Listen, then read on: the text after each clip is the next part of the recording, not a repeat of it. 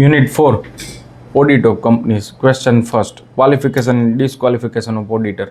હવે આપણે સમજીએ યુનિટ 4ની અંદર કંપનીનું ઓડિટ અને એમાં ક્વોલિફિકેશન. ઓડિટ કોણ કોણ કરી શકે? હવે પ્રશ્ન થાય, આપણે આગળ સમજી લીધું ઓડિટમાં શું આવશે, કઈ રીતે ઓડિટ કરવાનું છે. હવે ઓડિટ કરવા માટે લાયકાત કોણ ધરાવે છે? તો ક્વોલિફિકેશનમાં સૌથી પહેલી qualification chartered accountant CA. Auditor CA સિવાય કોઈ ન બની શકે. Must be qualified CA in India. Should be in firm or firm with a CA member હોય અને ફર્મ સાથે પ્રેક્ટિસિંગ ફર્મ સાથે એટલે LLP અથવા પાર્ટનરશિપ ફર્મ સાથે મેમ્બર હોય અને એની પાસે COP હોય, ખાસ સર્ટિફિકેટ ઓફ પ્રેક્ટિસ હોય તો જ ક્વોલિફિકેશન ધરાવે છે ઓડિટર તરીકે. પછી membership should be a member of ICA. Member તો હોવાનો જ છે CA હોય તો. Experience May need experience as per the firm અથવા ક્લાયન્ટ રિક્વાયરમેન્ટ. ક્લાયન્ટની રિક્વાયરમેન્ટ હોય, એક્ઝામ્પલ તરીકે બેંક ઓડિટ કરવું હોય તો 10 વર્ષનો અનુભવ હોય તો એ ક્લાયન્ટની રિક્વાયરમેન્ટ 10 વર્ષની છે તો એ જ ઓડિટ તરીકે એલિજિબલ થાય. એક્ઝામ્પલ તરીકે મારે SBIનું ઓડિટ કરવાનું છે તો મારી પાસે એઝ અ CA COP ધરાવતો હોય અને 10 વર્ષનો અનુભવ હોય તો જ હું SBIનું ઓડિટ કરી શકું અને એલિજિબલ થઈ શકું. તો એને કહેવાય એક્સપિરિયન્સ. ક્લાયન્ટની રિક્વાયરમેન્ટ મુજબ અલગ અલગ હોઈ શકે. Other requirement may need certification like peer review for certain audit listed company. peer review એટલે એના જેવા સમાન જે આખું એનું એસોસિએશન હોય. ધારો કે CAનું એસોસિએશન હોય તો CAનું એસોસિએશન એને સર્ટિફાઈડ કરે કે નહીં આ વ્યક્તિ એલિજિબલ છે કામ કરવા માટે. મોટી કંપનીઓમાં જનરલી peer reviewની સિસ્ટમ અપ્લાય થતી હોય તો એ લોકો ક્વોલિફાઈડ થઈ શકે CA તરીકે વર્ક કરવા ઓડિટર. હવે ડિસ્ક્વોલિફિકેશન કોણ ન બની શકે, કોણ ન કરી શકે? સૌથી પહેલાં તો CA ન હોય એ ઓડિટરનું કામ ન કરી શકે, અથવા CA હોય પણ સર્ટિફિકેશન ઓફ પ્રેક્ટિસિંગ ન લીધેલું હોય, or firm isn't with a CA firm હોય આમ પણ એમાં એક મેમ્બર જે છે એની પાસે CAની ડિગ્રી ન હોય તો એ પણ ન કરી શકે. પછી અનસાઉન્ડ માઇન્ડ એટલે ગાંડો વ્યક્તિ, એ તો ન જ કરી શકે અને એને કોર્ટે અનસાઉન્ડ માઇન્ડ કીધેલું હોય. પછી થર્ડ છે અનડિસ્ચાર્જ ઇન્સોલ્વન્ટ, જે નાદાર થયેલો હોય, ડિક્લેર નથી કરેલું કોર્ટે તો એવા વ્યક્તિ પણ એલિજિબલ નહીં થઈ શકે. If a bankrupt or not discharge, convicted on moral turpitude. હવે મોરલ ટર્પ્યુટ એટલે શું? નીતિમત્તાના ધોરણથી એને ખોટું કામ કરેલું. એક્ઝામ્પલ, ફ્રોડ ન કરવું જોઈએ. એ ICAના મેમ્બરને જ્યારે સર્ટિફિકેટ ઓફ પ્રેક્ટિસ કરવામાં આવે ત્યારે કીધેલું હોય ક્લાયન્ટની બેલેન્સ એને પોતાના યુઝ માટે ન યુઝ કરવી જોઈએ તો એ ફ્રોડમાં આવે. તો એવી જો એને કરેલું હોય એવી વસ્તુ તો એના માટે એને ડિસ્ક્વોલિફાઈડ કરવામાં આવશે. પછી relationship issue. If auditor is partner, director, employ of the કંપનીનો જો ઓડિટર, એક્ઝામ્પલ તરીકે હું રિલાયન્સમાં ઓડિટર તરીકે હું અપોઇન્ટ થયેલો હોય પણ રિલાયન્સના મારી પાસે શેર હોય, અથવા રિલાયન્સના એમ્પ્લોયને હું જાણતો હોય, એના ડિરેક્ટરને હું જાણતો હોય, હું ડિરેક્ટર તરીકે 1% હિસ્સેદાર હોય, હું એમ્પ્લોય હોય તો હું ઓડિટર તરીકે વર્ક ન કરી શકું. રિલેટિવ હોય, આ બધાના રિલેટિવ હોય તો પણ ન કરી શકું. કન્ફ્લિક્ટ ઓફ ઇન્ટરેસ્ટ, એક્ઝામ્પલ તરીકે મેં રિલાયન્સ ઉપર કેસ કરેલો છે કે મને આ તમારી પ્રોડક્ટ સારી નથી અને જો હું ઓડિટર તરીકે અપોઇન્ટ થાવ તો એ પણ ન ચાલે કારણ કે મારે એ કંપની સાથે કન્ફ્લિક્ટ થયેલું છે. આ એક્ઝામ્પલ તરીકે તો એ પણ ઓડિટર તરીકે વર્ક કરી શકે નહીં. તો આ ઓડિટરની ડિસ્ક્વોલિફિકેશન. પછી ક્વેશ્ચન નંબર 2, ઓડિટરનું અપોઇન્ટમેન્ટ, રિમૂવલ અને રેમ્યુનરેશન. ઓડિટરની અપોઇન્ટમેન્ટ કોણ કરશે? ફર્સ્ટ ઓડિટર હોય કંપનીના કેસમાં પહેલી વખતે ઓડિટરને બોર્ડ ઓફ ડિરેક્ટર અપોઇન્ટ કરશે. સેકન્ડ સબસિક્વન્ટ એટલે એક વખત થઈ ગયા પછી તો એનું અપોઇન્ટમેન્ટ AGMમાં, એન્યુઅલ જનરલ મિટિંગમાં શેર હોલ્ડર દ્વારા, ઇક્વિટી શેર હોલ્ડર દ્વારા થાય વિથ મેજોરિટી. અને એના પછી કેઝ્યુઅલ વેકેન્સી, બોર્ડ ફિલ. જો કોઈ પણ સંજોગોથી ઓડિટર તરીકેનું કામ ન કરે, કન્ટિન્યુ ન કરે તો બોર્ડ ઓફ ડિરેક્ટર ફિલ કરી શકે અને સબ્જેક્ટ ટુ AGMની અપ્રુવલ એટલે શેર હોલ્ડરની અપ્રુવલ. પછી રિમૂવલ કોણ કરી શકે? રિમૂવલ કઈ રીતે કરવામાં આવે? બિફોર ધ એન્ડ, ટર્મ પૂરી થાય એના પહેલાં તો કે સ્પેશિયલ રિઝોલ્યુશન જોઈએ. સ્પેશિયલ રિઝોલ્યુશન એટલે 3/4 એજીએમમાં શેર હોલ્ડર હોય એની પાસેથી 75% પરમિશન મળે તો ત્યારે સ્પેશિયલ રિઝોલ્યુશન પાસ થાય. તો એને જો રિઝાઇન કરવું હોય અથવા એને કંપની દ્વારા કાઢવું હોય તો સ્પેશિયલ રિઝોલ્યુશન તો જોઈ, plus central registrar of company ROC જેને કહીએ, આરઓસીની પણ પરમિશન જોઈ. કંપનીની આપણે એક્ઝામ્પલ તરીકે મને રિલાયન્સના ડિરેક્ટર તરીકે અપોઇન્ટ કરેલો છે, તો મને રિમૂવ કરવો હોય એ લોકોએ તો એને શેર હોલ્ડરની પરમિશન, જેને આપણે સ્પેશિયલ રિઝોલ્યુશન કહીએ, પ્લસ રિલાયન્સે પરમિશન લેવી પડે કોની પાસેથી?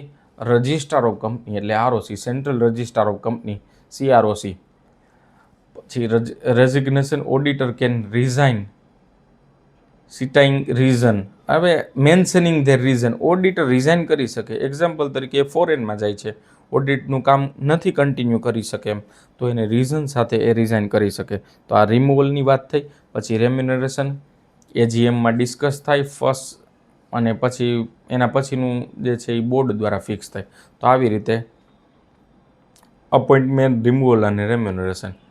રાઇટ અને ડ્યુટીઝ ઓફ ઓડિટિંગની રાઇટ અને ડ્યુટી. ઓડિટિંગ નહીં, સોરી, અહીંયા લખજો ઓડિટર, મારી ભૂલ છે ક્વેશ્ચન લખવામાં થર્ડમાં. ઓડિટરનો રાઇટ, સૌથી પહેલાં રાઇટ શું કરી શકે ઓડિટ? પહેલાં તો કોઈ પણ કંપનીના ઓડિટર તરીકે અપોઇન્ટ થયેલું હોય તો બુક્સ ઓફ અકાઉન્ટ એક્સેસ કરી શકે, લઈ શકે, ચેક કરી શકે, અમાઉન્ટ જોઈ શકે, અકાઉન્ટ જોઈ શકે, વાઉચર ચેક કરી શકે, સિસ્ટમમાં બેસી શકે, સિસ્ટમમાંથી વેરીફાઈ કોઈ પણ ડેટા કરી શકે, તો એને કહેવાય એક્સેસ ઓફ બુક અથવા access to book or access of any computerise system which is followed by any management for their internal control operation. પછી સેકન્ડ છે information and explanation, right to seek into information from the manager. Management પાસેથી કાંઈ information લેવી હોય તો એ પણ લઈ શકે. મીટિંગ એટેન્ડ કરી શકે, મીટિંગ એટેન્ડ કરવાનો પણ એને હક છે. પછી રિપોર્ટ, શેર હોલ્ડરને જે કાંઈ રિલેટેડ ડેટા હોય એના માટેનો રિપોર્ટ કરવાનો પણ એને હક છે. એક્ઝામ્પલ તરીકે ખોટું થયેલું હોય તો શેર હોલ્ડરને પણ એ રિપોર્ટ કરી શકે. ડ્યુટીઝ શું છે? ડ્યુટીઝ એટલે ફરજ. આ તો કે ટ્રુ અને ફેર વ્યૂ, સાચો વ્યૂ આપવો ફાઇનાન્શિયલ સ્ટેટમેન્ટ ઉપર. પછી કમ્પ્લાયન્સ, લો મુજબ કાર્ય થયેલું છે કે નહીં, અકાઉન્ટ થયેલા છે કે નહીં, એના માટે પણ ઓપિનિયન સાચો આપવો. વેરીફાઈ કરવા, આ ડ્યુટીઝ છે.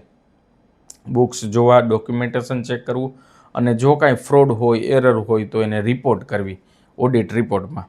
એના પછીનો ક્વેશ્ચન છે ઓડિટ રિપોર્ટ એટલે શું? ઓડિટ રિપોર્ટ, હવે રિપોર્ટ એટલે સિમ્પલ ભાષામાં ઓડિટિંગ પ્રોસેસ જે અત્યાર સુધી સ્ટાર્ટિંગથી લઈને એન્ડ સુધી કરેલી છે એનું કન્ક્લુઝિવ પ્રૂફ રિટર્નમાં વિથ ધેર સિગ્નેચર, એને સિગ્નેચર સાથે આખો સબમિશન કરવામાં આવે મેનેજમેન્ટને, તો એને કહેવાય ઓડિટ રિપોર્ટ. અને આરઓસીને પણ સબમિટ થાય તો એને કહેવાય ઓડિટ રિપોર્ટ. એ જે જનરલી બધા વ્યક્તિઓ જોઈ શકે અને એની અપ્રુવલ આરઓસી આપે. તો સૌથી પહેલાં છે ઓડિટ રિપોર્ટ. આ report issued by auditor expressing an opinion on whether the financial statement of the entity are presented fairly in accordance with the applicable accounting and auditing standard. અહીં accounting standard છે, સાથે હજી add કરી શકાય accounting and auditing standard. ઓડિટિંગના પણ અલગ અલગ standard છે, એના સ્ટાન્ડર્ડ મુજબ થયેલા છે ફૂલફિલ, અકાઉન્ટિંગ વર્ક થયેલું છે કે નહીં એની ખાતરી આપતું રિપોર્ટ એને કહેવાય ઓડિટ રિપોર્ટ. હવે કન્ટેન્ટ એની અંદર શું હોય? ટાઇટલ હોય, કોને કોને આપવાનું છે, મેન ઓડિટ રિપોર્ટનો ટાઇટલ. પછી ઓપિનિયન હોય, ટ્રુ એન્ડ ફેર વ્યૂ આપે છે કે નહીં. પછી ઓડિટનો બેઝ કયા બેઝ ઉપર લીધેલું છે, કી ઓડિટ એની અંદર કયા કયા કંપની, ધારો કે લિસ્ટેડ કંપની હોય તો એની પેરેન્ટ કંપની, સબસિડરી કંપની, એની ડિટેલ, એની વિગત, એ બધું દર્શાવવાનું. મેનેજમેન્ટની શું રિસ્પોન્સિબિલિટી, મેનેજમેન્ટનો રોલ, કે મેં જે ચેક કરેલું છે મેનેજમેન્ટે મને ડોક્યુમેન્ટ પ્રોડ્યુસ કરેલા છે અને બુક્સ ઓફ અકાઉન્ટ આપેલા છે, એના બેઝ ઉપર મેં મારો ઓપિનિયન આપેલો છે. એટલે ત્યાં મેનેજમેન્ટની રિસ્પોન્સિબિલિટી ફિક્સ થાય કે મેનેજમેન્ટે જે ડોક્યુમેન્ટ આપેલા છે એના ઉપર હું સર્ટિફિકેશન આપું છું. તો એ મેનેજમેન્ટની રિસ્પોન્સિબિલિટી કહેવાય. અને ઓડિટરની રિસ્પોન્સિબિલિટી એ પણ મેન્શન એમાં કરવામાં આવે. હવે ટાઈપ્સ ઓફ ઓડિટ, ઓડિટના અલગ અલગ પ્રકાર છે. અનક્વોલિફાઈડ અથવા clean opinion. Finance unqualified, clean એટલે સારો, કે ફાઇનાન્શિયલ સ્ટેટમેન્ટ ઓકે છે, સારું છે, એમાં ભૂલ નથી. ક્વોલિફાઈડ એટલે રિઝર્વેશન સાથે, issue but overall financial okay. બધુંય સાચું છે પણ 2-3 સેલ્સના બિલ ખોટા છે, અમાઉન્ટ ખોટી મેન્શન કરેલી છે, અથવા ઓથોરિટી પાસે પરમિશન નથી, એને કહેવાય ક્વોલિફાઈડ. ક્વોલિફાઈડ એટલે સારું ન કહેવાય. ક્વોલિફાઈડ એટલે એવો ઓપિનિયન, એવો રિપોર્ટ કે જેમાં સાચું તો છે પણ અમુક 2-3 નોટ ધ્યાનમાં રાખવા જેવી છે, એને કહેવાય ક્વોલિફિકેશન અથવા qualified opinion. Adverse opinion true અને ફેર વ્યૂ બતાવતા જ નથી, એને કહેવાય એડવર્સ ઓપિનિયન. અને ડિસ્ક્લેમર ખરાબ ડેટા જ ન પ્રોડ્યુસ કરતા હોય. એક્ઝામ્પલ તરીકે હું માગું છું અસેટ્સનું રજિસ્ટર આપો, કંપનીવાળા આપતા જ નથી, 2 દિવસ 3 દિવસ આપ્યો જ નહીં, તો હું ડિસ્ક્લેમર ઓપિનિયન આપું કે ઓડિટર કાન્ટ ગીવ ઓપિનિયન, એટલે પ્રોપર ડોક્યુમેન્ટ વગર ઓડિટર ઓપિનિયન આપી શકશે નહીં, તો આને કહેવાય ડિસ્ક્લેમર ઓપિનિયન. તો આ ટાઈપના ઓડિટના પ્રકાર છે. તો આટલું આ ચેપ્ટરની અંદર ધ્યાનથી સમજવાનું છે. હજી આ મેં ઇમ્પોર્ટન્ટ ક્વેશ્ચન લીધેલા છે. આમાં 1-2 ક્વેશ્ચન હજી તમારા રેફરન્સ માટે ખાલી જોઈ શકાય. મને જે ઇમ્પોર્ટન્ટ આ ચેપ્ટરની અંદર ખાસ લાગ્યા છે એવા 4 ક્વેશ્ચન મેં લીધેલા છે. હજી 2 વસ્તુ, એક જે છે ઓડિટિંગ સ્ટાન્ડર્ડ એ ડિટેલમાં આપેલા છે, એ ઓવરવ્યૂ ખાલી જોઈ લેવાનું.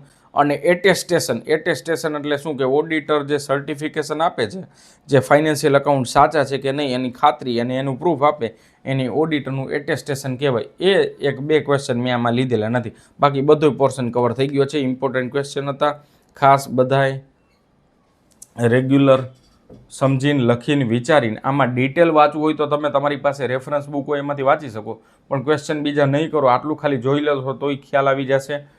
ક્વિક રિવાઇઝ થઈ જશે. શોર્ટ ડ્યુરેશનમાં જ મેં બનાવેલું છે અને બધાને ટૂંકા સમયમાં સમજાઈ શકાય એવા ઓપિનિયનથી, એવા બેઝથી મેં બનાવેલું છે. તો ખાસ આ વિડીયો મેક્સિમમ લોકોને શેર કરજો, જેથી બધા વિદ્યાર્થીઓ, બધા સ્ટુડન્ટ વાંચીને સારામાં સારા માર્ક્સ મેળવી શકે. Thank you. All the best for your exam.